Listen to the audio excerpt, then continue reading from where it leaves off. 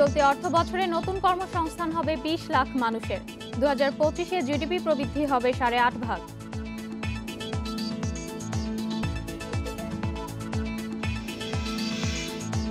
আর্থিক প্রতিষ্ঠানের অনিয়মের সাথে জড়িতরা চোর ডাকাত, মন্তব্য হাইকোর্টে। পিকে হালদারের বিরুদ্ধে ব্যবস্থা নিতে না পারায় ক্ষোভ।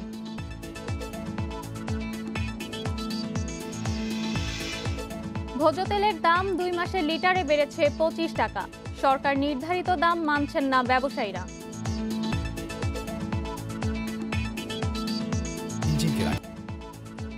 আমন্ত্রণ অর্থনীতি সারাদিনের সাথে আছে আমি ইশরাত সুমা। শুনছিলেন শিরোনাম, জানবো বিস্তারিত সংবাদ।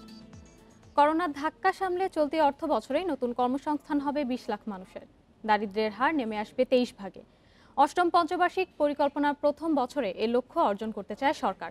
মঙ্গলবার এনইসি সম্মেলন কক্ষে এক সভায় এসব তথ্য জানান পরিকল্পনা কমিশনের সদস্য ডক্টর শামসুল আলম। এ সময় পরিকল্পনা মন্ত্রী এম এ মান্নান জানান ৮.৫ ভাগ প্রবৃদ্ধি অর্জনে বাড়ানো হবে বেসরকারি বিনিয়োগ। দারিদ্র্য নিরসন, খাদ্য নিরাপত্তা নিশ্চিত করা, শিশু ও মাতৃ মৃত্যু হার হ্রাস, সংক্রমণ রোগের প্রকোপ কমা সহ দেশের বিভিন্ন আর্থ-সামাজিক সূচকে গত এক দশকে উল্লেখযোগ্য পরিবর্তন এসেছে। তবে করোনা মহামারীর প্রভাবে এখন নানা চ্যালেঞ্জের মুখে দেশের অর্থনীতি। কোভিডের কারণে যে সাময়িক বেকারত্ব সৃষ্টি হয়েছে, বিশেষ করে বিদেশ ফেরত কর্মীদের জন্য কর্মসংস্থান সৃষ্টিতে আমরা বিশেষ অগ্রাধিকার দিয়েছি প্ল্যানে। করোনায় ক্ষতি মোকাবেলা করে কর্মসংস্থান বাড়াতে জোর দেয়া হয়েছে অষ্টম পঞ্চবার্ষিক পরিকল্পনায়। ২০২৪-২৫ অর্থ বছরে দেশের অর্থনীতির প্রবৃদ্ধি ৮.৫% উন্নীত করতে চায় সরকার। পরিকল্পনা অনুযায়ী পিছিয়ে পড়া খাতগুলোকে গুরুত্ব দিয়ে চলতি অর্থ বছরেই অভ্যন্তরীণ ও বৈদেশিক কর্মসংস্থান বাড়ানো হবে ২০ লাখ। করোনায় দারিদ্র্য বাড়লেও এ অর্থ বছরেই এর হার নেমে আসবে ২৩ ভাগে। এসডিজি বাস্তবায়নের জন্য আমরা সুনির্দিষ্ট কর্মসূচি অষ্টম পঞ্চবার্ষিক পরিকল্পনায় আছে তো, এবং কর্মসংস্থান সৃষ্টির জন্য এই যে ১,১৩,০০,০০০ কর্মসংস্থান সৃষ্টির আমরা প্রক্ষেপণ করেছি। পরিকল্পনা হলো ফরওয়ার্ড লুকিং একটি ডকুমেন্ট, মানে ভবিষ্যৎমুখী। অষ্টম পঞ্চবার্ষিক পরিকল্পনা বাস্তবায়নে দরকার ৬৫ লাখ কোটি টাকা, যার মধ্যে অভ্যন্তরীণ উৎস থেকে আসবে প্রায় ৯৫ ভাগ। পরিকল্পনায় বেসরকারি খাতে ঋণ প্রবাহ দ্বিগুণ বাড়ানোর লক্ষ্য ধরা হয়েছে। বিশাল বিশাল প্রকল্প পরিকল্পনাটাকে একদম বিস্ফোরণের পর্যায়ে নিয়ে গেছে বাংলাদেশ। এখন সাধারণ মানুষ নিজেও এইটা অনুধাবন করছেন না, তারা পেছনে পড়ে যাবে। আগামী ৫ বছরে পুঁজিবাজারে বিনিয়োগকারীদের প্রশিক্ষিত করে গড়ে তোলার বিষয়ে জোর দেয়া হবে। এছাড়া স্বাস্থ্য খাতের দক্ষতা বৃদ্ধি, মাদ্রাসা শিক্ষা ব্যবস্থায় মহিলা শিক্ষক বাড়ানোর পরিকল্পনা আছে সরকারের। Sohel Rana, independent news, Dhaka. PK হালদারের বিরুদ্ধে ব্যবস্থা নিতে না পারায় দুর্নীতি দমন কমিশন ও বাংলাদেশ ব্যাংকের ভূমিকায় ক্ষোভ প্রকাশ করেছে হাইকোর্ট। এ সময় আর্থিক প্রতিষ্ঠানের অনিয়মের সাথে জড়িতদের চোর ডাকাত বলে মন্তব্য করেন হাইকোর্ট। পিপলস লিজিং অবসান সংক্রান্ত মামলায় শুনানিকালে বিচারপতি মোহাম্মদ খুরশিদ আলম সরকারের হাইকোর্টের কোম্পানি বেঞ্চ মঙ্গলবার এই মন্তব্য করেন। পিপলস লিজিং থেকে ঋণ নেয়ার বিষয়ে ঋণখেলাপিদের বক্তব্য শোনার সময় এই মন্তব্য করেন আদালত। পিপলস লিজিং ইস্যুতে ২৫শে ফেব্রুয়ারি বাংলাদেশ ব্যাংকের গভর্নর, দুদকের চেয়ারম্যানের বক্তব্য শুনবে হাইকোর্ট। আদালতের নির্দেশে পিপলস লিজিংয়ে ২৮০ জনের মধ্যে আজ আদালতে ১৪৩ জনের হাজিরা দেওয়ার কথা থাকলেও উপস্থিত হন ৫১ জন। যারা হাজিরা দেয়নি তাদের আবারও সুযোগ দিয়ে গ্রেপ্তার করে আনার নির্দেশ দিয়েছে হাইকোর্ট।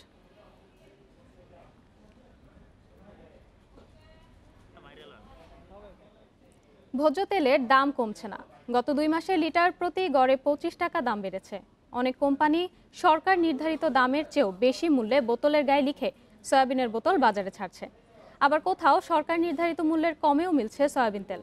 বাণিজ্যমন্ত্রীর দাবি, বিশ্ববাজারের বাড়তি দামের কারণেই দেশে বিক্রির সর্বোচ্চ মূল্য বেঁধে দেওয়া হয়েছে। দামে লাগাম টানতে এক সপ্তাহ আগে এ পণ্যের দাম ঠিক করে দেয় বাণিজ্য মন্ত্রণালয়। সে অনুযায়ী খুচরা বাজারে খোলা সয়াবিন ১১৫ টাকা লিটার আর বোতলজাত তেলের দাম ঠিক হয় ১৩৫ টাকা। এছাড়া ৫ লিটারের বোতলজাত সয়াবিনের খুচরা সর্বোচ্চ বিক্রয় মূল্য ৬৩০ টাকা নির্ধারণ হয়। রাজধানীর খুচরা বাজারে মানভেদে বোতলজাত সয়াবিন বিক্রি হচ্ছে ১২০ থেকে ১২৫ টাকায়, আর ৫ লিটারের বোতল কেনা যাচ্ছে ৫৯০ থেকে ৬১০ টাকায়। আবার অনেক স্থানে বোতলের গায়েই লেখা রয়েছে সরকার নির্ধারিত দামের চেয়ে বেশি। এ নিয়ে ক্ষোভ ক্রেতাদের।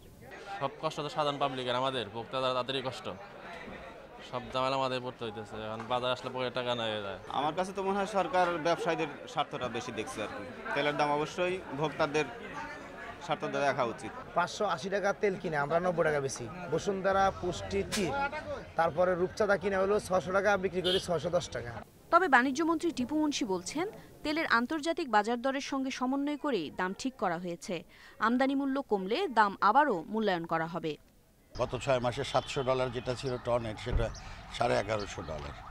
যার ফলে গ্লোবালি মার্কেটে দাম বেড়ে গেছে। 90% আমরা ইম্পোর্ট করি, যার জন্যই দামটা বেড়ে গেছে। তারপরে এই কষ্টের ভিত্তি করে আমরা মন্ত্রণালয়ে একটা দাম ফিক্স আপ করে দেওয়া হয়েছে যে এই দাম হওয়া উচিত, এই প্রাইস। সেটা আমরা চেষ্টা করছি মেনটেন করার। দেশে বছরে সয়াবিন, পাম মিলিয়ে ভোজ্য তেলের চাহিদা প্রায় 20 লাখ টন, যার প্রায় পুরোটাই আমদানি করে দেশের হাতে গোনা কয়েকটি প্রতিষ্ঠান। মুনহার আজমি, ইন্ডিপেন্ডেন্ট নিউজ, ঢাকা।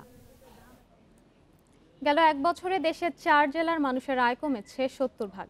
কাজ হারিয়েছেন এসব অঞ্চলের প্রায় 11 ভাগ স্থানীয়রা।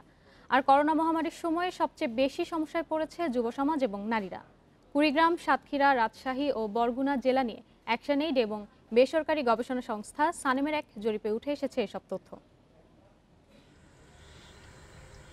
গত বছর করোনার কারণে স্বাস্থ্যসেবা, শিক্ষাসহ অর্থনৈতিক ও সামাজিক খাত ব্যাপকভাবে বাধাগ্রস্ত হয়েছে, যার কারণে দেশের বিভিন্ন অঞ্চলে দারিদ্র্যের হার বাড়ায়, আয় বৈষম্য বাড়ছে বলে উঠে এসেছে এক গবেষণায়।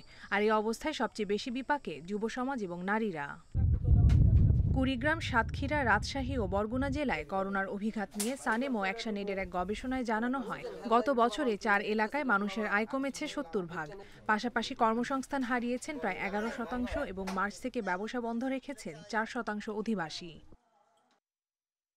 81.76% হাউসহোল্ড যাদের আমরা সার্ভে করেছি তারা বলেছে যে তাদের profit it reduced compared to November 2019. 50% বলেছে তাদের প্রফিট কমেছে, 34% বলেছে তাদের প্রোডাকশন কমেছে, 52% বলেছে তাদের সেলস কমেছে।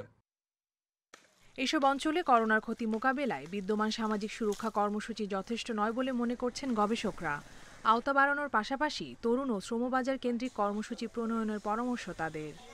এই সামাজিক সুরক্ষা কর্মসূচির পরিসর অনেক বাড়ানো দরকার, এটার ব্যাপ্তি বাড়ানো দরকার, এখানে যেটাকে আমরা বলি অর্থের প্রবাহটা বাড়ানো দরকার। এবং এই ক্ষেত্রে যে বড় ধরনের সমস্যাগুলো আছে, আমরা জানি নানা ধরনের লুপহোলস আছে, প্রাতিষ্ঠানিক দুর্বলতা আছে, দুর্নীতি আছে, যেগুলো আমরা এই করোনাকালীন সময় কিন্তু আমরা দেখেছি। নারী বান্ধব এন্টারপ্রেনারশিপ বলেন, ট্রেনিং বলেন, মার্কেট বলেন, সেখানে সব জায়গায় ঘাটতি আছে।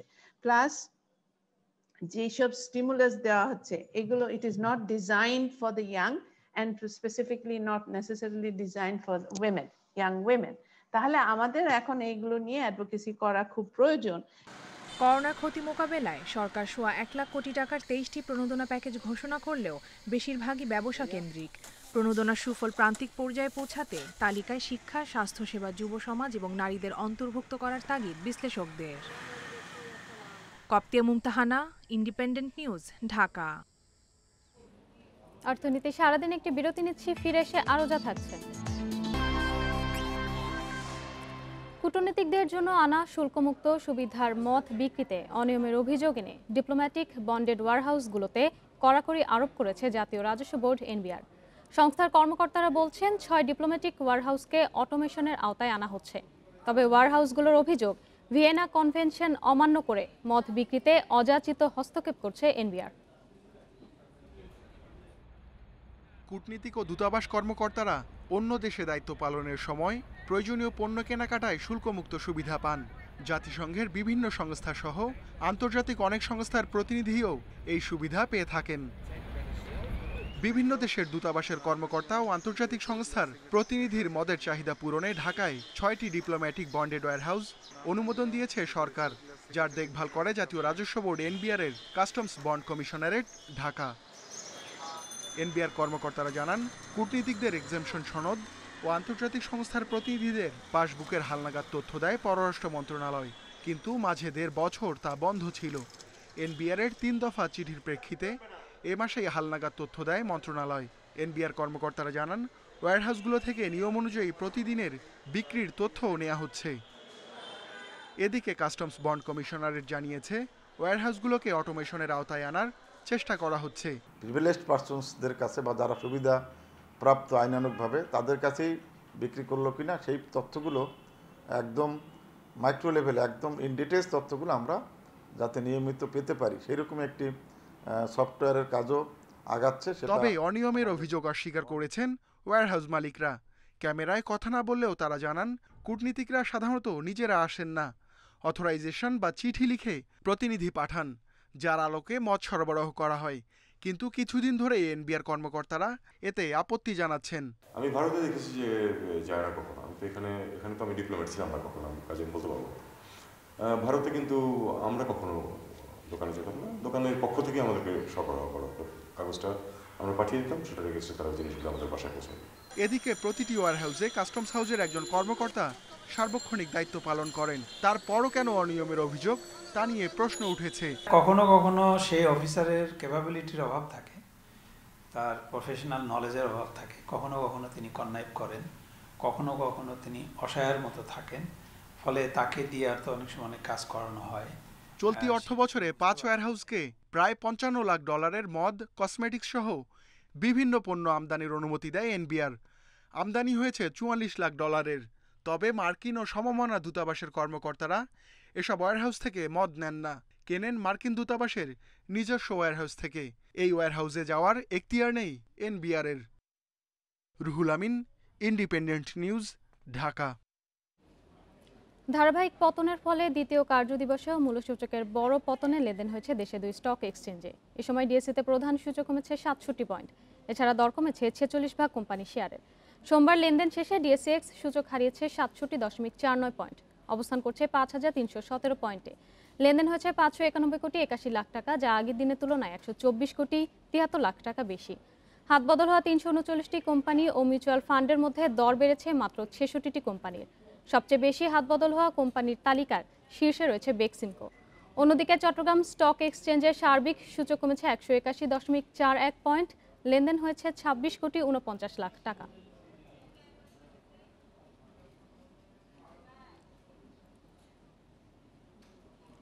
কোরিয়ান ইপিজেডের আইটি পার্ককে বেসরকারি হাইটেক পার্ক ঘোষণা করে ত্রিপক্ষীয় সমঝোতা স্মারক সই করেছে বাংলাদেশ হাইটেক পার্ক কর্তৃপক্ষ, কোরিয়ান ইপিজেড ও স্টার্টআপ বাংলাদেশ।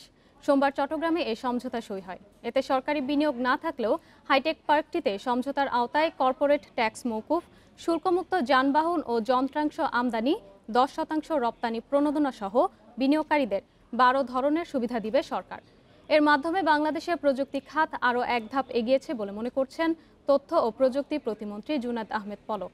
2,500 একর জায়গায় গড়ে ওঠা কোরিয়ান রপ্তানি প্রক্রিয়াকরণ এলাকায় উৎপাদন শুরু হয় 2012 সালে। উৎপাদনে শুরুর প্রায় 10 বছর পর এখানে হাইটেক পার্ক গড়ে তুলতে ত্রিপক্ষীয় সমঝোতা স্মারক সই হয়।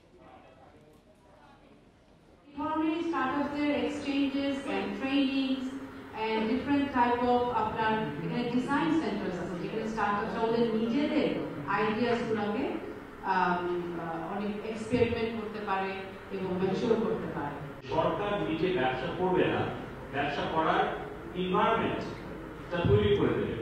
তো সেই ক্ষেত্রে আমরা private hi tech park declaration guideline করেছি, হাইটেক পার্ক অথরিটি আইনের আওতায়। সংবাদ শেষ করার আগে শিরোনামগুলো জানাবো আরও একবার। চলতি অর্থ বছরে নতুন কর্মসংস্থান হবে 20 লাখ মানুষের। 2025-এ জিডিপি প্রবৃদ্ধি হবে 8.5%।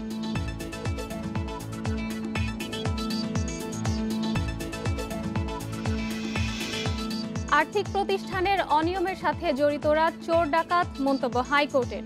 পিকে হালদারের বিরুদ্ধে ব্যবস্থা নিতে না পারায় ক্ষোভ।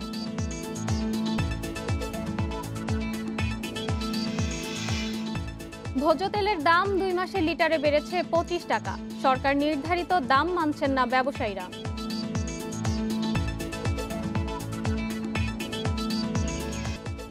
এ ছিল আজকের অর্থনীতি সারাদিন। ইন্ডিপেন্ডেন্ট টেলিভিশনের সব খবর বিস্তারিত জানতে চোখ রাখুন ফেসবুক, ইউটিউব এবং টুইটারে। আমন্ত্রণ আমাদের পরের আয়োজনে।